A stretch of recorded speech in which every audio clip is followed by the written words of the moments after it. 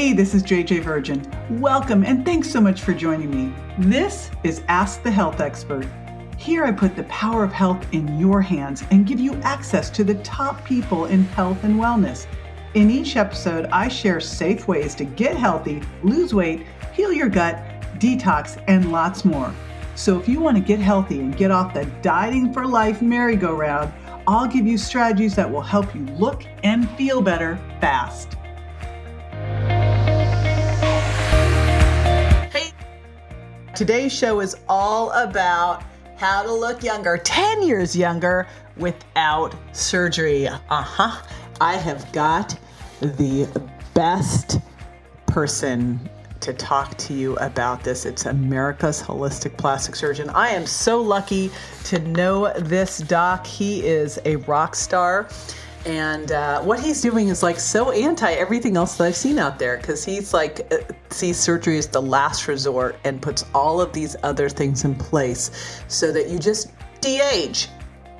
So let me tell you a little bit about him. It's my buddy, Dr. Anthony Youn. You've probably seen him because the guy's on TV all the time. Regular on Rachel Ray, Dr. Oz and the Doctors. He had a PBS show. He's got the book, The Age Fix, which you definitely want to have. And tune into his podcast, The Holistic Plastic Surgery Show. And he's also giving away a super cool gift today. He'll tell you all about it, but just to give you a little heads up, it's at jjvirgin.com/Dr. Youn, Youn. All righty, I'm super excited to share Dr. Tony Youn with you.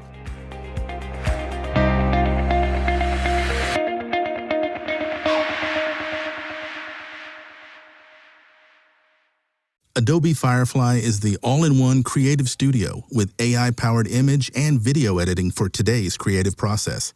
Built for creators of every kind, Firefly helps you generate, edit, and experiment fast.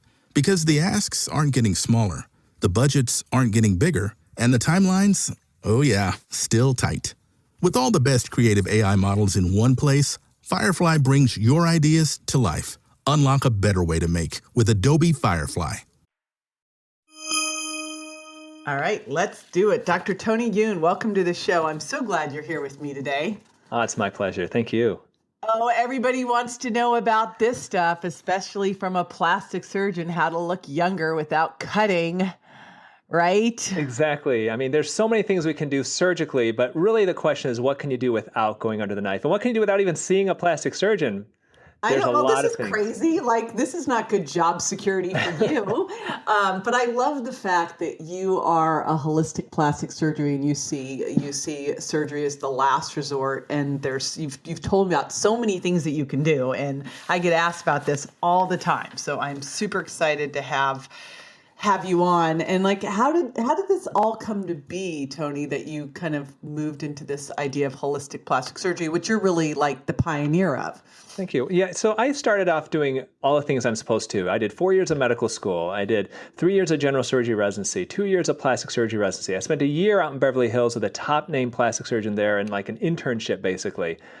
And I learned nothing about prevention of aging. It was all about the operations and things. And as I have been doing all these TV shows over the last 10 years, Rachel Ray and Dr. Oz and the Doctors and all that, and writing the last couple books, it really has taught me that there is so much more to treating aging than we were ever taught. And these are things that I've learned even from people who are your colleagues, about all the different foods that you can eat that can really make a profound impact on the aging of your skin. And so it really got me on this direction. I have seen, as a plastic surgeon, I've been in private practice now 13 years. I've seen everything. I have seen some of the worst complications that you can imagine, the scariest situations. And I'll tell you, JJ, if I can avoid that happening to somebody, yet still get them looking the way they want to, then I have done that person a service. All right. And I'm assuming some of this worst thing you've seen are people who've had plastic surgery gone wrong and then come to you to try to get it fixed, right? Yeah. And that's most of it. But honestly, I operate on a lot of people. And no matter how good of a surgeon you are, how great of an operation you do, how much training you've had, people get complications. And some of those can be scary. Now, knock on wood, I don't have people die after a tummy tuck or anything like that, but that's always the biggest fear. And when people ask me, Dr. Youn, what's the worst thing that can happen to me if I have surgery? We start with death. I mean, really, that's death. And so when you think about it, if I can get you looking the way you want to using non-surgical procedures, non-invasive procedures, by eat the right foods, then that's definitely the way to go. And yeah, you know what? There are those things that just are only treated surgically. By all means, let's take care of that too. But man, if we can do it without it, then let's do it. Cool. So I'm assuming most would like to avoid death for as long as possible and look younger for as long as possible. So where would we start then?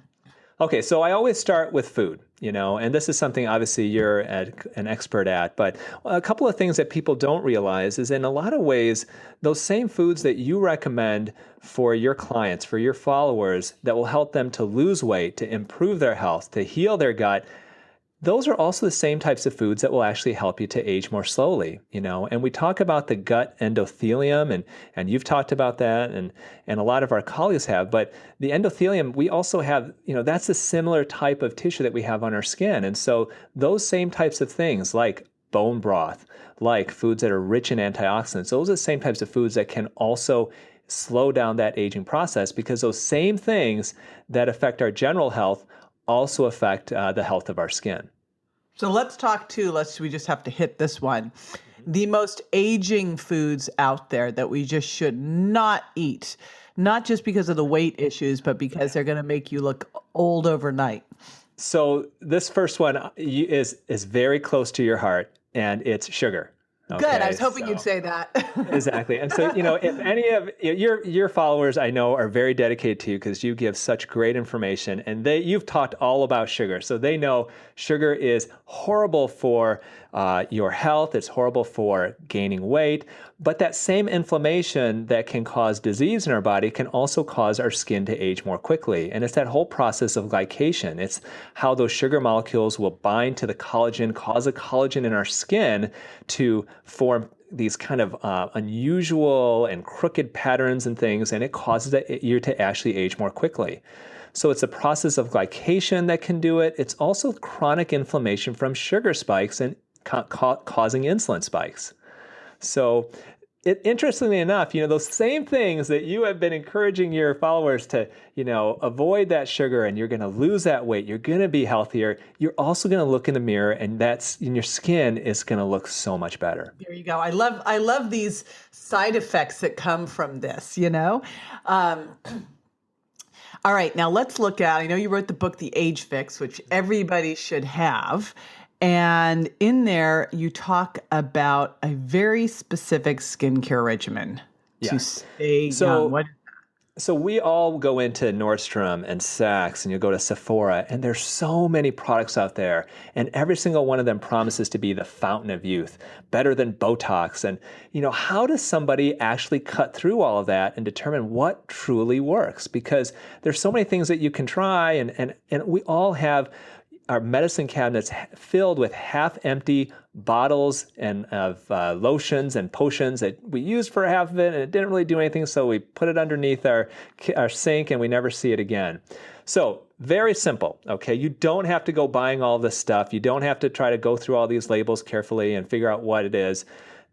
There are very simple things you need to do. In the morning, cleanse your skin, okay, with an appropriate cleanser. You want to apply an antioxidant to your skin. So vitamin C is the most common. So you don't have to go and buy something super expensive. There are a lot of over-the-counter formulations. There are ones that you can buy at the mall that are all natural. Get a vitamin C serum to protect your skin against antioxidants. Okay, so it's the same idea of eating those antioxidants in the fruits and the vegetables. Put it on your skin as well. And then ideally you want to apply a sunscreen. Okay, so in the morning, all you do, cleanse, apply an antioxidant, and apply a sunscreen. That's it. At night, you got to cleanse your skin. Okay, so if you're the type of person that you want to take the least amount of steps necessary, you have to cleanse your skin at night, because during the day, our skin gets bombarded with pollution, with dirt, with the sebum, the oil that your body creates. You've got to wash that off at the end of the day. After you do that, you want to apply an anti-aging cream. And usually what I recommend, if you can tolerate it, is a retinol or a Retin-A. Okay, so the most scientifically proven anti-aging cream is a retinol or a Retin-A, because Dermatologists have studied these for literally decades, and they will turn back the clock. If you want to apply a moisturizing cream over that, if you like a night cream, feel free, but you don't have to necessarily. And then 2 to 3 times a week if you have normal skin.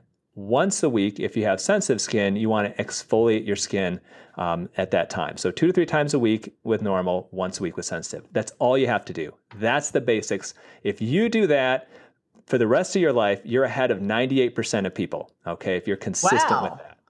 All right, you just simplified my life a lot, and I am absolutely one of those people that has just it's actually overtaken 3 bathrooms in the house. Is that wrong? Well, and you know what? If you want to do other stuff, JJ, and people have fun with their skincare products, by all means do that. But if you're the type of person that you don't want to spend much money and you just want to take 2 minutes in the morning, 2 minutes at night, technically that's all you have to do to keep your skin healthy and to look youthful. But haven't you also noticed that, I remember once I went to an esthetician and my skin was broken out and she's like, "What are you doing?" I was telling her all the things I was doing. She goes, "Maybe you should just stop all that," So I'm just wondering, it's really tempting to go into these places and you just get seduced. And are there things that we should absolutely be running away from that aren't a good idea? Yeah, I mean, really with products, there are a lot of products out there that are sold that have a lot of additives and ingredients that ideally you don't need. And so I'm definitely a big fan of going all natural, going organic with the products. And unfortunately, some of the ones that are less expensive are formulated by these big, it's similar to big agriculture, where you're getting these processed foods that have all these chemicals and additives and preservatives that you don't need to put in your body. There are products out there that are the same thing. And so just like that, like I said, I would try to go with all natural if you can, because you don't need those extra chemicals on your body. And if you are like yourself, JJ, where you say, "Geez, I'm doing all these things, yet why am I breaking out? Why is my skin not responding how it used to?" A lot of times it's just time for a change, and to use something different is a good idea, and to give your skin time to adjust. Now, what about beyond skincare and beyond what you're eating? Are there some other things that you could do before you hit the Botox injections, laser, which, I love all of them, I admit. What else could you do prior to that? So there's a lot of really cool things out there right now that people can do even at home. So there are lasers that you can do at home. There's one called the Face FX, and there's other ones out there as well, that you can actually do an at-home laser. Typically they cost a couple of $100s, but if you're the type of person, you live out in middle America, you don't have access to a med spa or dermatologist or plastic surgeon, you can go online and buy products like the Face FX that you can use on your skin. It uses red light or infrared light to help to rejuvenate the skin. One of the most exciting things that we have now, we recently got a device. I said on the Rachel Ray Show years ago that the holy grail of plastic surgery is to get rid of stubborn fat without diet, exercise, or surgery. And we didn't have it when I said this about 10, 12 years ago. And we have it now. And the newest one that we just got in our office a few months ago is called Sculpture. And this is a laser that melts away fat. And literally it takes 25 minutes. You can sit on your phone for those 25 minutes, and it uses lasers to heat the fat up to a certain temperature that causes those fat cells to literally be damaged, and then your body will clear them by natural mechanisms, which basically means you poop it out. And within about 12 weeks or so, it does take time for your body to get rid of this, you lose, after one treatment, up to 24% of the thickness of that fat. And it's completely non-invasive. So you can target specific areas. Yep, you can do up to 4 areas at a time, 25 minutes. We do recommend 2 treatments for optimal effect. It's completely non-invasive, just uses a laser, and we've been really happy with what we've been seeing with this. Now, it's not the same as lipo, or it's not the same as weight loss. So if you're overweight and you want to do Sculpture to lose weight, it doesn't work that way. Read one of JJ's books, lose weight that way. So this would be more for the problem spots, those funky exactly. saddlebags, or say love handles that you just, no matter how lean you get, you seem to have those areas. Exactly. It's those areas of fat that we inherit from our parents. So if you're in great shape, if you're eating right, if you're exercising regularly, and gosh darn it, you just have those saddlebags that your mom gave you, or you just have that fat on the lower abdomen that your dad gave you, that's what it's perfect for. Huh. And that now, does it actually it kills the fat inside the cell or kills the cell itself? It actually kills the cell itself. And so it goes down about a centimeter to a centimeter and a half. And what the laser does is the frequency that it's at, it actually bypasses the skin. So the skin is cooled actually, and it feels real cool, but the fat below it is heated up to a temperature of about 42 degrees Celsius, which is the temperature needed to actually kill those fat cells off. This is super interesting. There's a couple interesting things about it. Number one, it would detoxify you too, because you carry a lot of toxins in your fat, so you'd be pooping those out too. And lipo, I had to do an ounce of lipo on either side of my, I guess it would be like right above my hip area. And honest to God, it was the most painful thing I've ever done. I was like, this was an ounce. How do people do this? It seemed so brutal and invasive. I was bruised. It was awful. And I have the teeniest little, like I can see it. And that's the biggest challenge I see. And I like that you emphasize, you don't do this as a weight loss technique, because if you do this as a weight loss technique and gain weight back, you're going to your fat cells are going to get bigger in other areas, and it may look worse. You may all of a sudden, as a guy, get man boobs, or as a woman, get fat arms, Well, and the problem with lipo is it's performed in an uneven fashion. Basically, you take this long metal rod and it's hooked up to a suction, and you just ram it inside a patient over and over and over again, hundreds of times, just sucking little amounts of fat at a time. And so it's not like you're removing a sheet of fat. You're moving tiny amounts here and there, and so you develop scar tissue. And what I've seen in patients who've had lipo and they lose weight is that protective buffer area of fat that you have over the lipoed area starts to thin, and now you actually start seeing unevenness and scar tissue that you may not have seen before. So yes, if you can get rid of fat without lipo, no question, that's the way to go. That's the best way. But if like I said, if you've got those stubborn areas, then the sculpture is going to treat that more evenly, so a less risk of that type of uneven scar tissue and that kind of Tara Reid abdomen type of thing that we never want to see. So just to remind everybody, first thing you do is get lean through diet, sugar impact diet, virgin diet, exercise, and if you got those funky little places left, this is what you do.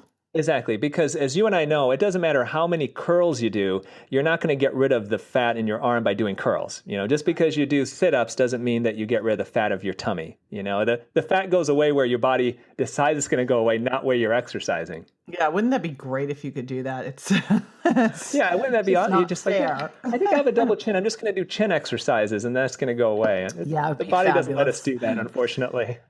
Sadly enough, now, everyone's always fascinated when they show the pictures of like the plastic surgery gone wrong. And you brought up Tara Reid, so I have to go here. Like when those things happen, what happens? Because my take on so many of these women I see who've done plastic surgery, especially earlier, is that they look older, not younger. Yeah, I think it depends on what you're dealing with. I do think that there is a population, it's kind of the Real Housewives of Beverly Hills type of group, where actually looking operated on in plastic is considered like a fancy handbag. Wow. It's like, oh look, I have so much money, I can create this other appearance, and it's a way to show off, I think, your wealth. It's very odd to me. I don't get it. And here in the Midwest, we don't see that very much. I think that's part of it. Obviously, there's also, a psychological component, and there are people who have body dysmorphia, and what they see in the mirror isn't what you or I may see. And there are those people that they are plastic surgery enthusiasts, and they want to look that way, and they think it looks good. It's just a matter of opinion, I guess. Ooh, I don't know. I think they look like caricatures. You start to look like Jessica Rabbit, Yeah, and interestingly enough, it was about 14 years ago, I published one of the first papers on three-dimensional aging with my mentor out in Beverly Hills, Dr. Richard Ellenbogen. And it was a paper that showed that it's called a 3D facelift, the volumetric facelift, and how the face ages in 3 dimensions, not 2. Because previously to that, everybody all they did was these lifting procedures, facelift, eyelid lift, and it was all tightening. And we said, look, it's 3 dimensions, and as we age, we have to add volume back into the face. Well, they took what essentially was a very good idea, and people have taken it, like we usually do, to the extreme. And so instead of just softly volumizing the face, which we can do with fillers and with fat, now we're getting these pillow faces where people look just distorted. But it's the same thing with breast implants. It's like women have breast implants and to get a certain size and to regain what they lost, but then plastic surgeons are going to take that to the extreme where you've got these massive implants that are not doing patients any favors at all. So let's shift gears a bit here and throw this straight at you, Tony. What is one thing you do every day that you feel makes the biggest difference in your life? I think the thing that I do every day that makes the biggest difference in my life is very different, honestly, in the past year and a half since I have been getting to know you and a lot of your associates, is I have been encouraging my patients to really think about health in a very different way. So what I used to talk about with patients is what I learned in medical school. You follow the FDA guidelines of what to eat. You eat, milk is good for you. Eating a certain amount of meat is good for you, And what has really changed is learning from you as well as the people you have introduced me to, people like Isabella Wentz, like Vincent Pedre, like Dave Asprey, and learning that there is so much more, I think, to health and maintaining health than what typical allopathic physicians are teaching. And that has made a huge difference in what I eat and how I take care of myself and what I recommend to my patients. Awesome. Now, I know you have something, speaking of what you eat, I know you have something for everybody listening, a great gift. Tell us about it. Yeah, so I wrote this short ebook, very simple, easy to read, called What to Eat to Look Younger. So these are my recommendations, very simple guidelines of what you can do to change your diet or just to make minor modifications that can make a huge impact on how quickly you age and how your skin looks. And so this is a simple ebook. You go to my website, dryoun.com. I know JJ is going to give you a link for that as well. What I'll do is jjvirgin.com/Dr. Youn, YOUN, DRYOUN. That'll make it easy to do. It's just grab it there, and it'll be in the show notes too, because we always do great show notes of these podcasts. That would be perfect. Very simple, easy to read. You'll know exactly what to eat to look younger. Awesome. Because, I've always been amazed. I'll see someone who's doing so much for their skin, and then they're like eating a frozen yogurt. I'm like, stop it. And what we're learning now is the microbiome has a massive impact on our skin too. I mean, there's so much that we're learning. It's so fascinating and exciting nowadays. And it just all goes back to those basic things that really like 100 years ago we were doing. So It always starts with food. I love that you are leading the charge with this message and being courageous out there saying all this stuff, because it's pretty different from what all your colleagues are saying. So thank you so much for that. Push the truth. That's what we got to do. There you go. Well, I appreciate you being here today. Thank you so much for joining me. Thank you. All right. After the break, I'm going to be answering a listener's question. So stay with me.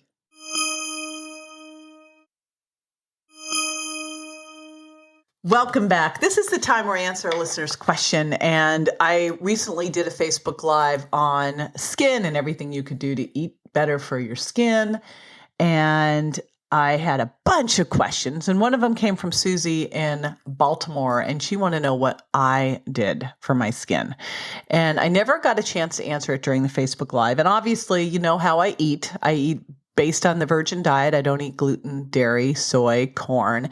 I can rotate eggs back into my diet. Yay. I don't really eat peanuts. And I eat low sugar impact. So that's what I do. And honestly, that's where it all starts, as you heard from Dr. Tony Youn, because it keeps your blood sugar stable and reduces inflammation and reduces glycation. But the other thing that I do is I am, as I said on this podcast, a skincare junkie. So I'm going to share with you a couple of things that I use. And then the other secret weapons that I have that I've been using for years are a variety of lasers that I do a couple times a year. I do intense pulse light. I've done that for years. That got rid of a lot of acne scarring and brown spots. And now I do a Fraxel laser, usually a light one once a year and then a bigger one every other year. So I'm rotating in a bunch of lasers. Those have helped a lot. I'm a big fan of them, but I think the biggest thing you can do is start with food, get good sleep. And then I do what Dr. Youn says. I just might overuse products a little bit. I'm a big fan of Anne Marie Gianni's new scrub. They have this incredible scrub that I've been using. So that's what I use to exfoliate. And I like my buddy Dr. Trevor Cate's Spa Doctor cleanser. And then I have been using vitamin C for years. So I was happy to hear him say the vitamin C serum. I tend to use vitamin C and vitamin A antioxidant serums. And I do use a retinol at night, but I rotate that because it gets my skin too dry and peely otherwise.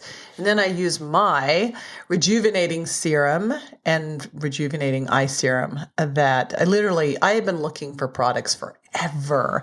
And I wanted to find that one thing that I could recommend that I saw made a difference in a matter of days. So that's what I use at night.